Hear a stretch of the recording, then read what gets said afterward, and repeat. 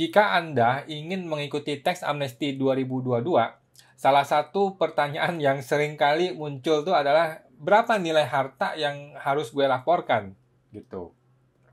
Nah, Anda mungkin sudah familiar ya dengan pertanyaan ini gitu. Jika waktu itu dulu Anda ikut TA yang 2015 yang dahulu itu, mungkin Anda sudah familiar lah ya.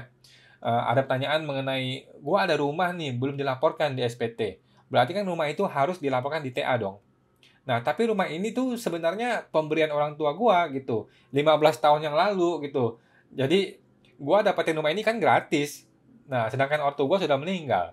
Nah, sekarang bagaimana nih gua melaporkan harta rumah ini dengan harga berapa? Nah, itu sering jadi masalah. Atau ada juga orang yang ngebangun rumah itu bertahap, pelan-pelan gitu. Sedikit demi sedikit. Nah, akhirnya setelah 5 tahun, 6 tahun, rumahnya jadi nih, lengkap gitu. Nah, gimana cara menilai harga rumah ini? Coba. Jadi banyak kasus, guys. Ada orang yang punya emas. Emasnya ada 300 gram gitu ya, 300 gram. 100 gram dia beli di tahun 2011 gitu. Terus 100 gram lagi dia beli di 4 tahun kemudian, 2014. Terus dia jual 30 gram di tahun 2016. 2018 dia beli lagi 130 gram. Sehingga totalnya 300 gram, tapi kan harganya itu beda-beda. Kan harga beli kan beda-beda. Nah, berapa nilai harus dia akui ketika dia ikut TA 2022 nanti? Nah, ini masalah. Ada juga orang yang beli motor bekas. Motornya sih kalau baru harganya 20 juta contohnya gitu. Tapi dia beli motor bekas ini cuma 10 juta gitu. Nah, jadi berapa nih harga motor ini yang harus dilaporkan di TA nanti? Nah, terus ada saham di bursa efek contohnya. Nah, saham ini kan dia beli, jual, beli, jual, beli, jual terus menerus sepanjang tahun gitu kan. Nah, harganya kan nggak menentu. Nah, berapa harga yang harus dilaporkan? Ini juga jadi masalah. Nah, pertanyaan ini sering muncul ketika orang mau ikut TA waktu tahun 2015 dahulu gitu. Nah, sehingga banyak orang jadi bingung gara-gara masalah penentuan harga nilai atas harta yang mau dilaporkan. Nah, di video ini gue akan jelaskan dengan lengkap guys, bagaimana cara menilai harta untuk TA 2022 nanti. Oke, kita lihat ke layar monitor gue ya, ke komputer gue ini. Oke, seperti yang kita ketahui ya, di TA 2022 nanti terdiri atas dua bagian guys. Oke, bagian 1 dan bagian 2. Oke, teman-teman bisa lihat yang warna hijau itu adalah bagian 1. Oke, yang warna kuning adalah bagian 2. Oke, warna hijau atau bagian 1 itu adalah untuk orang yang sudah pernah ikut TA sebelumnya. Oke, sudah pernah ikut TA yang tahun 2015. Oke, yang warna kuning atau bagian 2 hanya untuk orang pribadi ya guys. Hanya untuk orang pribadi saja yang kebetulan dia belum ikut TA 2015 dahulu itu. Oke, kita mulai dari yang warna hijau ya guys. Dari yang warna hijau. Atau bagian 1 ini adalah pengungkapan harta sukarela nih ya, atas harta yang diperoleh tahun 1985 sampai dengan 2015. Oke, artinya kalau Anda punya harta yang diperoleh atau dibeli sebelum tahun 1985 nih, maka harta itu tidak perlu terkena pajak. Oke, jadi lu tinggal laporin, nggak usah kena pajak, nggak usah masalah dengan TA, nggak ada masalah gitu. Oke, jadi bagian 1 ini khusus untuk harta yang diperoleh dari tahun 85 sampai 2015 ya guys. Bagian 1 ini boleh untuk orang pribadi maupun untuk perusahaan. Dan harus sudah ikut TA gitu. Harus sudah ikut TA 2015 yang dulu itu guys. Oke. Jika belum ikut TA 2015 bagaimana? Nah, itu masuk ke bagian 2 nanti yang warna kuning. Oke ya. Nah, sekarang bagaimana caranya kita menilai harta yang untuk masuk ke TA 2022. Nomor 1. Oke, kita lihat nih ya. Jika bentuknya itu kas dan setara kas, oke. Jika bentuk itu kas dan setara kas, maka dinilai dengan nilai nominal. Oke, dengan nilai nominal. Oke. Apa yang dimaksud dengan nilai nominal? Contoh nih, Anda punya uang tunai 100 juta rupiah. Ya udah, nilainya 100 juta rupiah. Gitu. Oke, tidak lebih dan tidak kurang. Oke. Nah, tidak ada ambiguitas atau kebingungan dalam menentukan harga nilai terhadap harta ini. Pokoknya kas dan setara kas, oke? Kas dan setara kas ini termasuk apa? Ada uang tunai, rekening bank, deposito, reksadana, investasi, asuransi, barang dagang, dan sebagainya yang sifatnya setara kas. Artinya, kalau dijual hari ini juga ya langsung ketahuan nilainya segitu. Gitu. Oke? Yang berikutnya, tanah dan bangunan. Oke? Ini termasuk tanah, rumah, apartemen, villa, ruko, kebun, sawah, dan lain sebagainya. Yang sifatnya tanah dan bangunan ya guys. Bagaimana menilainya? Yang dinilai adalah NJOP atau nilai jual objek pajak. Oke, sesuai dengan kartu PBB yang Anda bayar tuh yang tiap tahun tuh. Nah, pada kondisi akhir tahun terakhir, oke? Pada kondisi akhir tahun terakhir.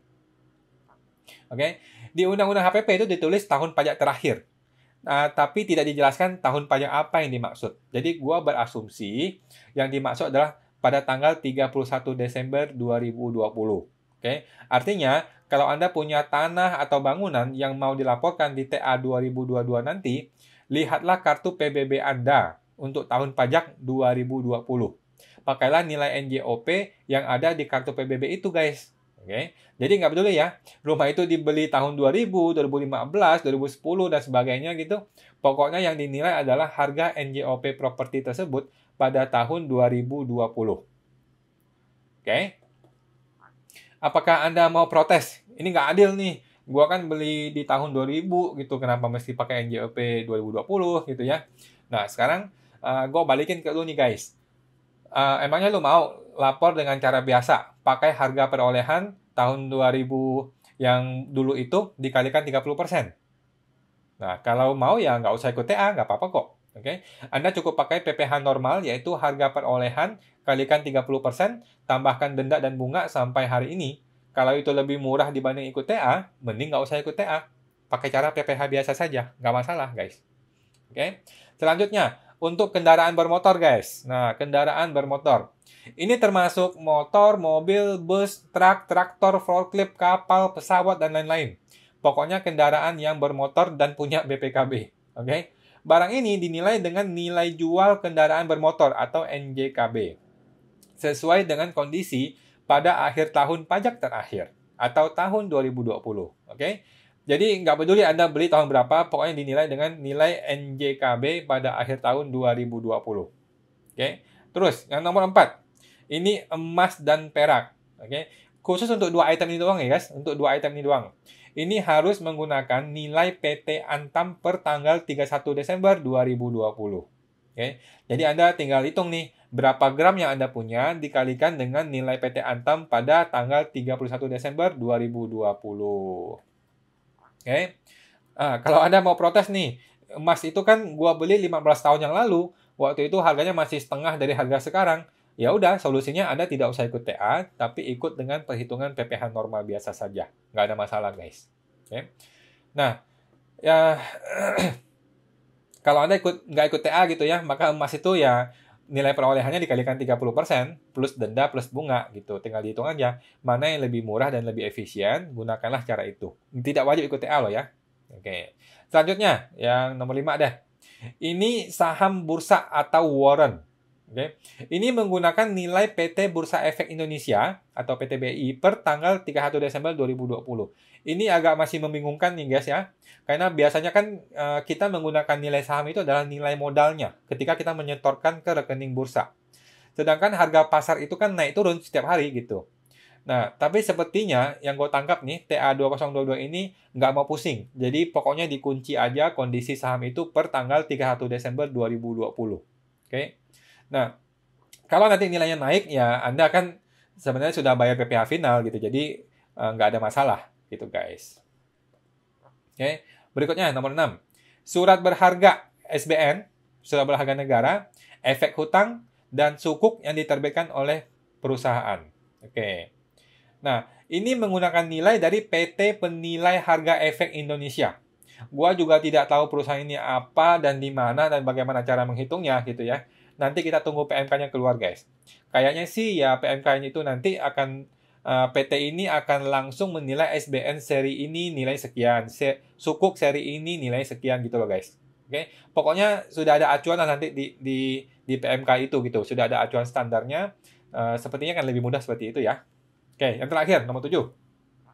Jika nilai hartanya nggak jelas, barang apakah ini? Contoh, Anda membeli sebuah mesin printer 3D, contohnya gitu ya. Ini barang yang kita nggak pernah dengar gitu. Harganya 5 miliar gitu. Nah, Tapi kan barang ini bukanlah jenis dari keenam bagian yang tadi ini, gitu loh. Ya kan?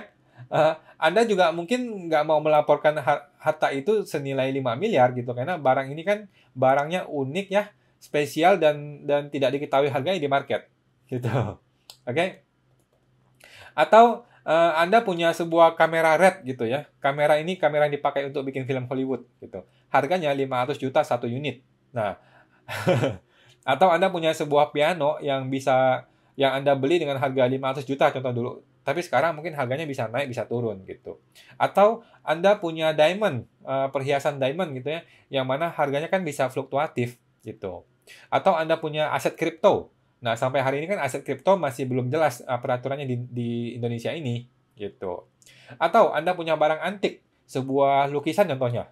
Nah, lukisan itu kan harganya itu tidak bisa dinilai dengan jelas gitu. Nah, maka atas barang ini menggunakan nilai yang dikeluarkan oleh kantor jasa penilai publik, guys. Nah, ini perusahaan apa? Gua juga nggak ngerti. PT ini perusahaan apa? Ada di mana dan bagaimana teknisnya? Nanti kita tunggu PMK-nya keluar ya, guys. Nanti pastilah akan ada PMK yang lebih jelas mengenai teknis pelaksanaannya bagaimana. Gitu, guys. Oke? Itu aja, guys. Intinya, semua nilai-nilai ini harus dinilai pada kondisi terakhir, tahun pajak terakhir, yaitu tanggal 31 Desember 2020.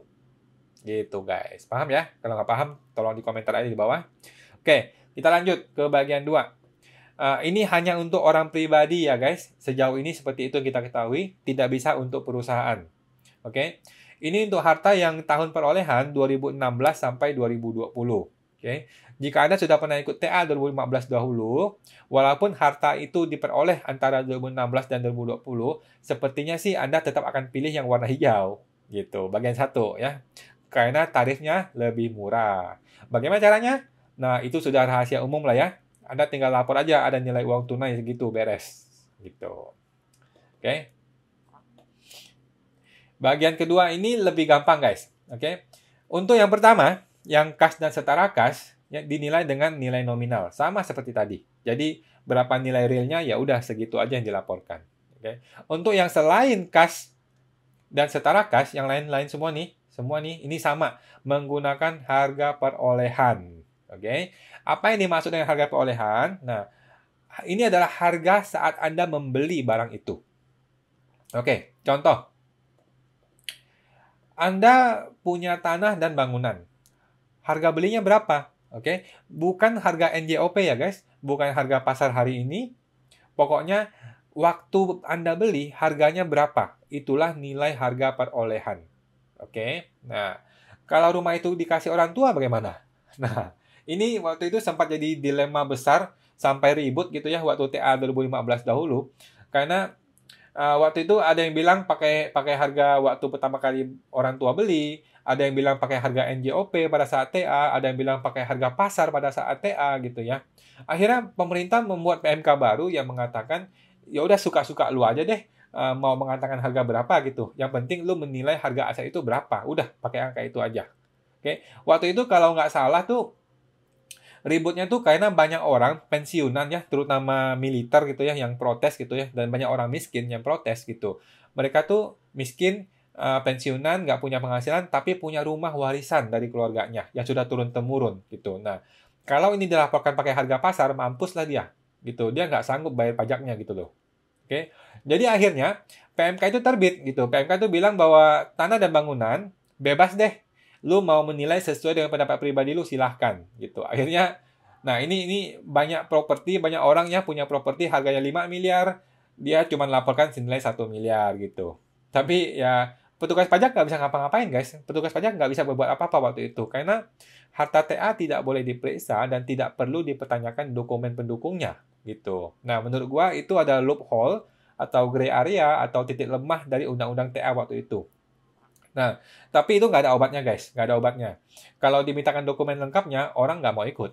Gitu. Kalau nggak dimintain dokumennya, orang jadi sembarangan menilai harta itu. Waktu itu ya. Nah, kembali lagi nih, untuk tahun ini, yang tahun 2022 ini, kita menunggu PMK-nya terbit, guys. Oke. Bagaimana pelaksanaan teknisnya nanti terhadap harga perolehan tanah dan bangunan, dan sebagainya itu, nanti kita tunggu peraturannya.